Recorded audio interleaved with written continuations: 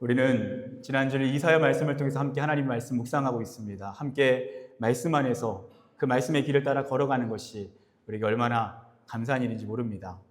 여러분, 이사야라고 하는 선지자를 통해서요, 하나님은 이 땅에 그분의 뜻을 나타내십니다. 혹시 여러분 이사야라는 이름의 뜻을 아십니까? 이사야라는 이름의 뜻은요, 여호와는 구원이시다라는 뜻입니다. 여호와께서 이 땅에 진정한 구원이 되신다라는 의미로 그 이사야의 이름이 지어졌고, 그는 그의 이름대로 이 땅의 진정한 구원이 여호와 하나님이심을 증거하고 있습니다. 여러분, 지난주에 혹시 이게 묵상을 하시면서 조금은 당황스러우실 수도 있었을 것입니다. 왜냐하면 하나님이 이사야를 통해서 강력하게 회개를 촉구하시기 때문입니다. 우리의 삶 가운데 무너져 있는 것들, 하나님을 떠나 있는 것들, 하나님과 무관한 삶에 대해서 하나님께서 정확하게 타협하지 않고 말씀하십니다. 그리고 회개를 말씀하십니다. 우리는 여호와가 구원이시다라고 하는 그 이사야 전체 메시지 안에서 회개가 선포되어질 때에 조금은 당황스러울 수도 있습니다. 여러분들 기억하셔야 됩니다. 진정한 구원은 어디서부터 시작되어지는가? 회개로부터 시작되는 줄 믿습니다. 우리 안에서 회개되어야 할 것들이 회개되어질 때 하나님 우리의 삶에 회복을 주십니다. 구원의 영광을 나타내십니다. 어둠 가운데 구원의 빛이 임하는 줄 믿습니다. 그렇게 이사야는 말씀 가운데서 시작하고 있습니다. 오늘 우리가 읽은 이 본문은요, 그렇게 하나님의 뜻을 드러내실 때에 특별히 포도원이라고 하는 상황과 배경을 통해서 말씀하십니다. 먼저 한 농부가 등장합니다. 이 농부는요, 가장 좋은 땅에 가장 좋은 재료로, 가장 좋은 종자로, 좋은 농법으로 포도원을 가꿉니다. 포도나무를 심고요, 정말 최선을 다해, 정성을 다해 그 포도원을 가꾸는 것입니다. 그리고 당연히 좋은 열매를 기대합니다. 풍성한 열매, 그래서 달콤하고 그리고 많은 사람들에게 나눠줄 수 있는 그런 좋은 열매를 기대했을 것입니다. 그런데 어떻게 됐습니까? 오늘 4절의 말씀에 보면 이렇게 되어 있습니다. 내가 내 포도원을 위하여 행한 것 외에 무엇을 더할 것이 있으랴? 내가 좋은 포도 맺기를 기다렸거늘 들포도를 맺음은 어찌 됨인고. 하나님은 좋은 열매를 기대하셨습니다. 그런데 그분께서 수확하신 것은 들포도였습니다. 여러분, 들포도는 어떤 열매냐면요, 시고 쓴 포도입니다. 그리고 그 원어의 의미를 보면 악취, 고약한 냄새라는 의미도 가지고 있습니다. 하나님은 좋은 열매, 포도 열매를 기대하셨는데요, 악취나고 아주 쓰고 먹을 수 없는 포도가 맺혀져 있는 것입니다. 그리고 하나님은 그런 나쁜 열매에 대해서 심판하시고 그 땅에 황폐하게 하시는 하나님의 일을 시작하십니다. 그리고 그분은 이렇게 말씀하십니다. 6절에요. 내가 또 구름에게 명하여 그 위에 비를 내리지 못하게 하리라. 그분이 이 땅에 심판하실 때 뭐라고 말씀하십니까? 비를 내리지 않겠다라고 말씀하십니다. 그렇다면 이 농부가 누군지를 정확하게 우리에게 나타내시는 것입니다. 이 땅에 비를 내리지 않게 하시는 분, 그분은 하나님이시라는 것이죠. 하나님은 그렇게 그들을 책망하시고 그들에게 말씀하십니다. 오늘 이 본문에 등장하는 농부는 하나님이시고 이 포도원은 이스라엘 백성입니다. 하나님은 바로 그 이스라엘 백성, 자신의 백성들에게 좋은 열매를 기대하셨습니다. 사랑으로 가꾸셨고요, 최선을 다해 돌보셨습니다. 근데 그들이 맺은 나쁜 열매로 인해서 주님은 가슴 아파하시는 것입니다. 예수님께서는요, 그분의 말씀 가운데서 반복적으로 열매에 대해서 말씀하시는데요, 특별히 마태복음 7장 20절에 이렇게 말씀하십니다. 이러므로 그들의 열매로 그들을 알리라. 무슨 말씀입니까? 진짜 신앙인의 열매를 통해서 그 사람의 신앙을 보시겠다라는 것입니다. 열매가 우리가 어떠한 사람인지를 드러낸다는 것입니다. 여러분, 예전에요, 페이스북에서 이런 글을 본 적이 있습니다. 한 여직원이 같은 회사에서 다니는 한 남자 직원으로부터 프로포즈를 받은 것입니다. 그 남자 직원이 어느 날 전화가 왔습니다. 술 취한 목소리입니다. 나는 당신이 너무 좋다고, 내 마음을 받아달라고, 내가 당신을 사랑하고 있다고, 그래서 무엇이든지 말만 하라고, 내가 하늘의 별이라도 따주겠다고 그렇게 전화로 프로포즈를 합니다. 그러자 그 여직원이 쑥스럽게 정말 저를 사랑하냐고요. 그러면서 정말 나를 사랑한다면 나를 위해 내일 도시락을 좀 싸워줄 수 있냐고. 그러자 여직원의 부탁을 듣고 이 남자 직원이요, 그건 못하겠다고, 다른 건 하겠는데 그건 못하겠다고, 내가 남자로서 그건 못하겠다라고 이렇게 대답을 했다고 합니다. 그래서 그 여자 직원이요, 그건 사랑도 아니라고 하면서 전화를 끊었다고 합니다. 사랑하는 여러분, 우리가 주님을 사랑한다면, 우리가 그분의 뜻을 따라 살아간다면 우리는 그분이 좋아하시는, 그분이 기뻐하시는 좋은 열매를 맺습니다. 우리가 주님께 말씀드립니다. 주님은 내 삶의 전부가 되십니다. 내가 주님을 사랑합니다. 내가 주님을 위해 살겠습니다. 그렇게 고백합니다. 그럼 주님 뭐라고 말씀하시죠? 그럼 도시락 좀 싸워줄 수 있니? 나를 위해 너의 사랑을 나타낼 수 있는 너의 삶의 열매를 보여줄 수 있니? 주님 우리에게 그렇게 물어보시는 것입니다. 그래서 열매로 우리의 신앙을 점검하십니다. 열매를 통해서 우리의 사랑이 증명됩니다. 우리의 삶에 나타나는 행위, 노력, 그분을 위한 봉사, 섬김이 그분을 향한 우리의 사랑의 증거가 된다는 것입니다. 여러분 오해하지 마십시오. 열매가 우리를 구원하지 않습니다. 예수 그리스도를 향한 믿음이, 그 진정 어린 사랑이 구원으로 인도합니다. 그런데 진짜 믿으면, 사랑하면 열매 맺는다는 것입니다. 구원은 믿음으로 받지만 분명히 구원의 증거가 있다는 것입니다. 그것이 바로 열매입니다. 그분이 기뻐하시는, 그분이 좋아하시는 열매를 맺는 삶입니다. 여러분 오늘 이 본문에서는요, 주님의 뜻을 드러내시는데요, 그것은 바로 정의와 공의라고 말씀하십니다. 주님이 좋아하시는 열매, 그분이 기대하시는 열매는 정의와 공의입니다. 그러면서 그분은요, 오늘 이 본문을 대단히 강조하고 계십니다. 우리 청년들 중에서 힙합 음악을 좋아하는 청년들이 있을 겁니다. 힙합 음악은 기본적으로 가사를 쓸 때 라임이라는 것이 있죠. 그리고 펀치라인이라는 것이 있습니다. 그래서 비슷한 문장 구조로, 단어로 그런 중요한 내용들을 표현하는 내용들이 있죠. 사실 오늘 이 말씀은요, 이 7절의 본문은요, 그런 펀치라인이 등장하고 있습니다. 라임이 등장하고 있습니다. 먼저 그들에게 정의를 바라셨더니 도리어 포악이요, 이렇게 말씀하시죠. 근데 히브리어로 보면요, 정의는 미시파트입니다. 그리고 포악은 미스파흐입니다.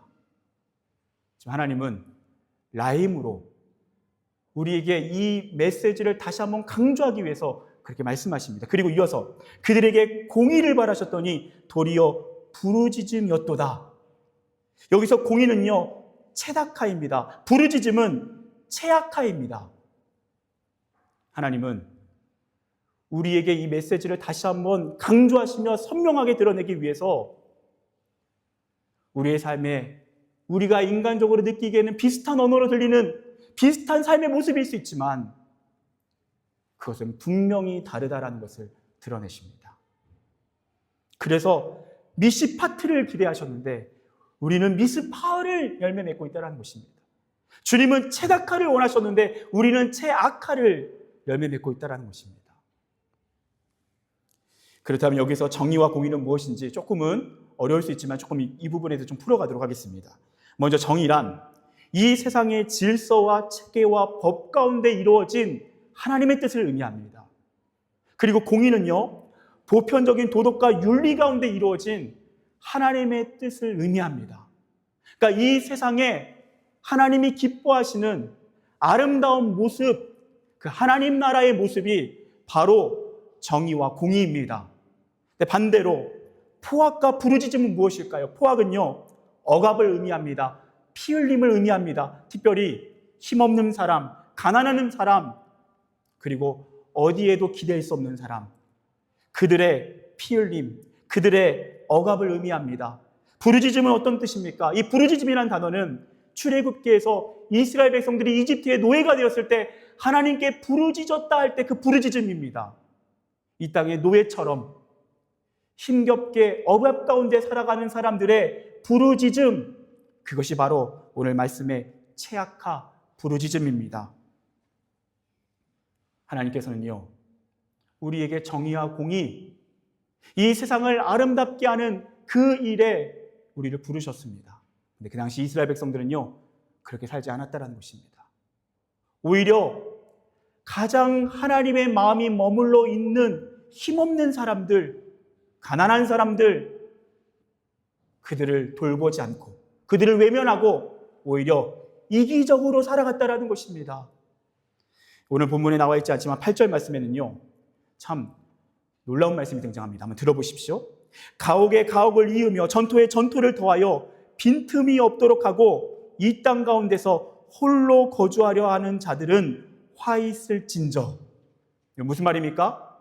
집이 있는데 집을 더하고 땅이 있는데 또 땅을 더해서 자기 홀로 거주하려고 하는 사람들은 화가 있다는 것입니다. 무슨 말입니까?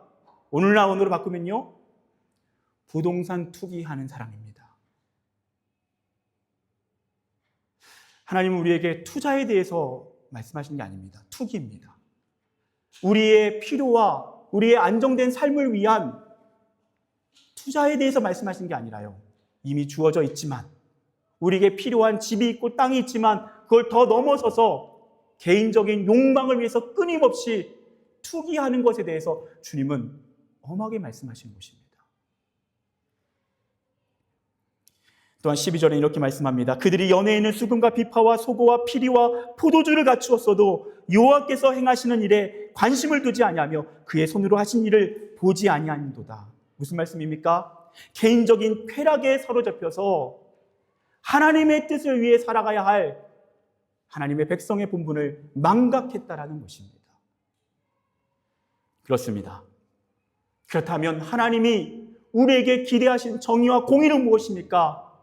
이 땅의 부르짖음, 이 땅의 가슴 아픈 현실을 하나님의 백성은 품고 하나님이 기뻐하시는 아름다운 세상으로 변화시키는 우리의 삶, 주님은 우리에게 그것을 좋은 열매로 기대하신다는 것입니다. 그런데 이스라엘 백성이 어떻게 했다고요? 자기만을 위해 사느라, 개인의 이기적인 욕망을 위해 사느라 그 모든 것들을 내팽개쳐버린 것입니다. 그래서 땅을 투기하고 집을 투기하면서 끊임없이 개인의 욕망을 확장시켜 나가느라 하나님께서 허락하신 본문을 망각했다는 것입니다. 여러분, 윌버리스라고 하는 미국의 한 신학자가 이러한 시를 쓴 적이 있습니다. 나는 3달러치만 하나님을 사고 싶습니다. 여러분, 이 시를 제가 읽어드릴 텐데요, 저도 이 시를 대면하면서 참 좀 부끄러웠습니다. 함께 나누고 싶습니다. 나는 주님의 작은 일부만을 사고 싶습니다.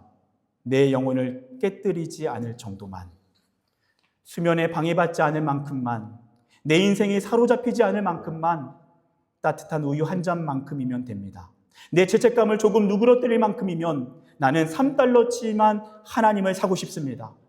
호주머니에 넣을 만큼의 사랑이면 충분합니다. 흑인을 사랑하도록 만들 정도로, 혹은 이민자들과 사탕무를 주우러 다니게 할 정도라면 곤란합니다. 내 마음을 바꾸지 않아도 될 정도만, 시간이 날 때 교회 가고 싶은 마음이 들 정도만, 햇볕을 받으며 낮잠을 즐길 수 있을 정도면 됩니다. 나는 변화가 아니라 황홀경을 원합니다. 거듭나지 않고 그냥 모태에서 온기를 즐기며 지내고 싶습니다. 하나님께서는요, 우리에게 은혜를 주십니다. 위로를 주십니다. 하늘의 평화를 맛보게 하십니다. 오늘 이 자리에 우리 사랑하는 성도들에게 그런 하나님의 은혜가 있기를 축복합니다. 그런데 하나님이 그것을 주시는 이유가 무엇이냐라는 겁니다. 우리의 개인의 영적인 쾌락을 위해 주시는 것이 아니라는 것입니다. 우리에게 황홀경을 주시는 그런 것이, 만약에 우리에게 주시는 그 풍성한 은혜들이 나의 개인적인 그 욕구 안에서만 해결되고 거기에만 갇혀 있다면 그것은 오늘 주님께서 말씀하시는 나쁜 열매의 삶이라는 것입니다. 잠언 21장 3절은 이렇게 말씀합니다. 공의와 정의를 행하는 것은 제사 드리는 것보다 여호와께서 기쁘게 여기시느니라. 놀라운 말씀입니다. 주님은 우리에게 제사를 기뻐하십니다. 우리의 제사를 기뻐하십니다. 근데 그분이 제사만 드린다면, 그래서 그 영적 생활에만 갇혀 있다면 나는 그것으로 안 되겠다. 나는 그것을 원하는 것이 아니다. 너의 제사가 정의와 공의를 위한 좋은 열매가 되었으면 좋겠다. 주님 우리에게 그렇게 말씀하십니다. 그래서 여러분, 우리가 진정으로 하나님의 백성이라면, 하나님의 기뻐하시는 뜻을 분별한다면 우리는 자연스럽게 우리의 삶을 확장시켜 나가게 됩니다.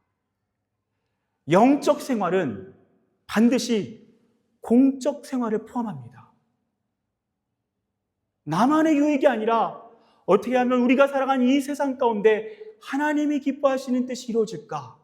특별히 이 땅의 부르짖음, 그 신음소리에 귀 기울이며 살아가는 사람들, 그리고 그 삶의 모습이 그 세상을 아름답게 세워가고자 몸부림치는 그 인생이 하나님이 너무나도 사랑하시는 좋은 열매라는 것입니다. KT 데이비스라고 하는 그리스도인이 있습니다. 그는 16살에 아프리카 우간다를 방문하게 됩니다. 봉사활동을 갔다가 그 땅을 향한 하나님의 사랑을 깨닫습니다.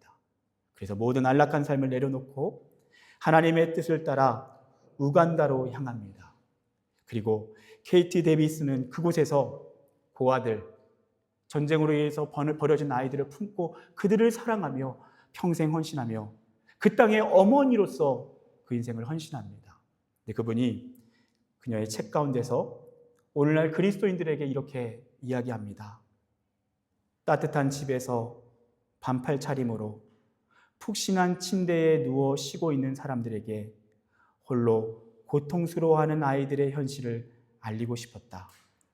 고아 1억 4,400만 명, 기아, 예방 및 치료 가능하나 죽어가는 아이들 1,100만 명, 노동학대와 성매매 같은 끔찍한 조건의 아이들 850만 명, 에이즈에 걸린 아이들 230만 명, 모두 합치면 고통 중에 신음하는 아이들이 1억 6,480만 명이다.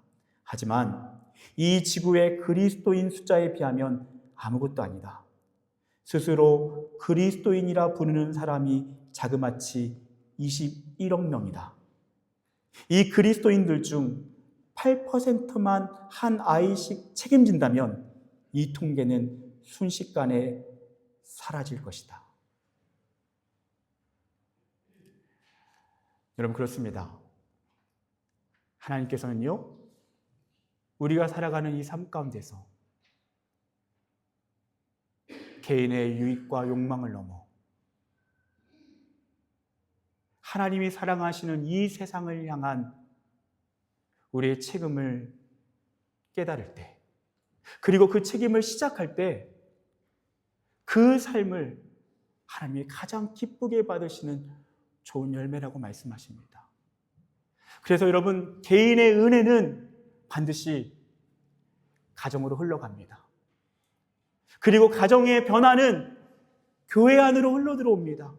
그리고 교회는 지역을 향해 나아가게 됩니다. 그리고 지역을 넘어 나라를 향해 나갑니다. 그리고 더 나아가 온 세상을 품는 것. 여러분, 저는 오늘 이런 설교를 자주 하지 않지만 오늘 거대담론회까지 이르게 되었습니다. 하지만 기억하십시오. 성경은 그것을 말씀하고 있습니다. 오늘 우리가 함께 나누고 있는 이 말씀은 우리에게 부담이 되고 우리에게 불편을 안겨다 주는 설교일 수 있지만 하나님은 반복적으로 이사야 말씀을 통해서 우리에게 그런 삶으로 나아가자고 말씀하십니다. 그리고 너가 나를 사랑한다면 나를 위해 도시락을 싸달라고 말씀하십니다. 좋은 열매를 기대하십니다. 그 좋은 열매는 나를 넘어선 사랑입니다.